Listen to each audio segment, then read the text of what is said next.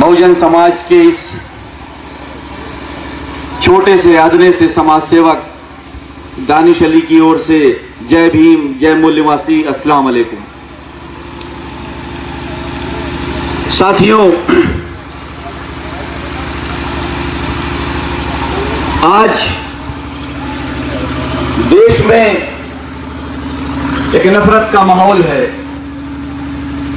आज वर्तमान समय में बहुजन समाज के लोगों को अर्थात SC, ST, OBC और माइनॉरिटीज के लोगों को धर्म और जात के नाम पर लड़ाने का कार्य किया जा रहा है। आज जिस वर्ग के लोगों को एक होना चाहिए, आज उस वर्ग के लोग एक दूसरे का गला काटने का कार्य कर रहे हैं। बड़े अफसोस की बात है कि हम धर्म और जात के नाम पर एक दूसरे से लड़ रहे हैं। साथियों, इस देश में मुट्ठी भर लोग हमको और आपको आपस में लड़ाने का काम कर रहे हैं। हमको हिंदू मुस्लिम मंदिर मस्जिद के नाम पर लड़ाया जाता है और हम लड़ते भी। हमको लड़ाकर ये मुट्ठी भर मनुवादी हम पर शासन सत्ता कर रहे हैं और हमारा हक अधिकार छीनकर उस पर अपना कब्जा जमाए बैठे हुए हैं। हमें धर्म और जात के नाम पर लड़ने की जरूरत नहीं, बल्कि अपने हक अधिकार के लिए लड़ने की जरूरत है। संविधान के दायरे में रहकर हमको अपने हक अधिकार की लड़ाई लड़ने की सख्त से सख्त जरूरत है। साथियों, अगर आज भी हमने अपनी आंखें नहीं खोली, अगर हमको आज भी एहसास नहीं हुआ कि हमको गुलामी की ओर लेकर जाया जा रहा है, तो यकीन मानिए हमारे आगे आने वाली नस्लें साथियों गुलाम बना दी जाएगी। पहले से SC बिरादरी के लोगों को, अनुसूचित बिरादरी के लोगों को अछूत माना जाता था, आज भी अछूत माना जाता है। वर्तमान समय में मुसलमानों को भी अछूत बना दिया गया है। आज मुसलमानों की दाढ़ी देखकर, टोपी देखकर उनको आतंकवादी बोला जाता है। उनको एक दूसरे नजरिए से देखा जाता है। आखिर इसके जिम्मेदार कौन है? इसके जिम्मेदार वो मुट्ठी भर लोग भी हैं, तो इसके जिम्मेदार साथियों हम मुसलमान भी। हमने राजनीतिक लड़ाई लड़ने के लिए, राजनीतिक लड़ाई लड़ने के चक्कर में सामाजिक लड़ाई को साथियों हमने भुला दिया। इसी का फायदा हमारे दुश्मनों ने उठाया। आज सामाजिक लड़ाई लड़ने की जरूरत है। हमको मालूम होना चाहिए कि आखिर हमारा दोस्त कौन है, हमारा दुश्मन कौन है। हमारे दुश्मनों की जो पार्टियां हैं, आखिर उनकी ताकत कौन है। जो ताकत है साथियों, हमें उस पर काम करने की जरूरत है। मुसलमानों में एक आम बात पाई जाती है कि भाजपा को हराना है, भाजपा को हराने वाली पार्टी को हम वोट देंगे, सपोर्ट देंगे। साथियों, सिर्फ भाजपा को हराने के नाम पे अपना आप मुफ्त में वोट मत दीजिए। आपको जो हक अधिकार की बात करे, और सिर्फ बात ही नहीं, जो आपको आपका हक अधिकार दे, हिस्सेदारी दे, आपको उसके साथ जुड़कर उसका साथ देने की जरूरत है। ना कि सिर्फ बीजेपी को हराने के नाम पर अन्य पार्टियों का साथ देने की जरूरत है।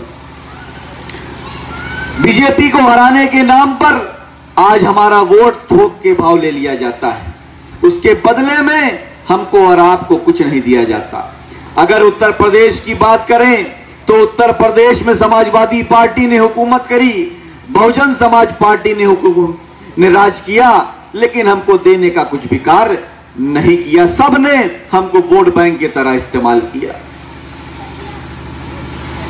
सबसे ज्यादा मुसलमानों में समाजवादी पार्टी का क्रेज है। साथियों, अगर मैं समाजवादी पार्टी पर आपको बताना चाहूंगा कि समाजवादी पार्टी की असलियत क्या है। मुझे कहने में कोई गुरेज नहीं है कि जिस तरीके से बीजेपी हमारी खुली दुश्मन है, उसी तरीके से समाजवादी पार्टी आस्तीन का सांप है। आस्तीन का सांप है अर्थात वो भी हमारी दुश्मन। मैं थोड़ा सा वक्त लूंगा और अनुमति चाहूंगा कि थोड़ा सा वक्त ले सकूं। आपको मालूम होना चाहिए कि बाबरी मस्जिद पर पहला फावड़ा मारने का दावा करने वाले शख्स का नाम साक्षी महाराज है, जो वर्तमान समय में उन्नाव से बीजेपी का सांसद है। जिसने बाबरी मस्जिद पर पहला फावड़ा मारा, उसको राज्यसभा का सांसद बनाने का काम किसी और ने नहीं, माननीय मुलायम सिंह यादव जी ने किया। बाबरी मस्जिद की शहादत का दूसरा बहुत बड़ा गुनाहगार कल्याण सिंह, उसको समाजवादी पार्टी में शामिल करने का काम किसी और ने नहीं, माननीय मुलायम सिंह यादव जी ने किया। जब विरोध हुआ तो कल्याण सिंह को बाहर का रास्ता दिखा दिया, लेकिन कल्याण सिंह के बेटे राजवीर सिंह को मंत्री बनाया, किसी और ने नहीं, इन्हीं माननीय मुलायम सिंह यादव जी ने। अगर आप इसको भी छोड़ दें तो 2012 में मुसलमानों से 3 बड़े वादे समाजवादी पार्टी सरकार ने किया, अखिलेश यादव जी ने किया। अखिलेश यादव जी की पार्टी के नेता गली गली शहर शहर गांव गांव घूम के ये 3 बड़े वादे मुसलमानों से करते थे। वो कौन 3 बड़े वादे हैं? पहला मुख्य वादा है कि मुसलमानों को सरकार में आने पर 18% आरक्षण देंगे। दूसरा मुख्य वादा था मुसलमानों को, जो बेगुनाह मुसलमान आतंकवादी मामलों में जेलों में बंद है, उनको रिहा करने का काम करेंगे। तीसरा मुख्य वादा था मुस्लिम क्षेत्रों में शिक्षा संस्थान अर्थात इंस्टीट्यूट कॉलेजेस खोलने का काम करेंगे। लेकिन जब सरकार आ गई तो समाजवादी पार्टी ये तीनों वादे भूल गई और 5 साल की हुकूमत में मुसलमानों को इन तीनों वादे पे कुछ भी नहीं दिया। कोई समाजवादी पार्टी का नेता इस सवाल का जवाब नहीं दे सकता कि आखिर तुमने इन 3 वादों पर क्या किया। कोई एक मुसलमान का नाम बता दो जो बेगुनाह आतंकवाद के नाम पे जेल में बंद था और उसको समाजवादी पार्टी की सरकार में उसको रिहा करने का काम किया गया। कोई एक क्षेत्र ऐसा बता दो कि सपा सरकार में मुस्लिम क्षेत्र में कोई शिक्षण संस्थान खोलने का कार्य किया गया।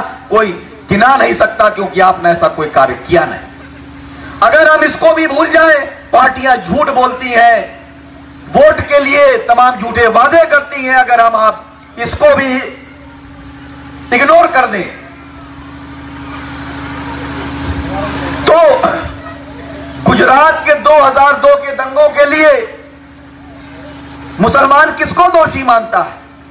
भाजपा की सरकार को दोषी मानता है कि जब नरेंद्र मोदी जी की गुजरात में सरकार थी, नरेंद्र मोदी उस समय गुजरात के मुख्यमंत्री थे।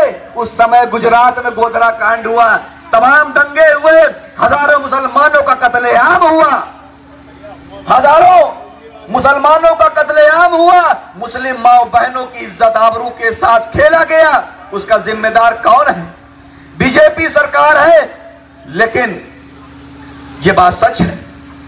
इसी तरीके 2013 में मुजफ्फरनगर में दंगे हुए, बीजेपी की सरकार में नहीं, आपके मुसलमानों के जो इस समय के जो सबसे बड़े रहनुमा हैं अखिलेश यादव जी, उनकी सरकार में 2013 में मुजफ्फरनगर में दंगे हुए।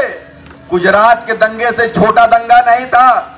अगर गुजरात दंगे के लिए नरेंद्र मोदी सरकार जिम्मेदार है तो मुजफ्फरनगर दंगे के लिए भी अखिलेश यादव जिम्मेदार है।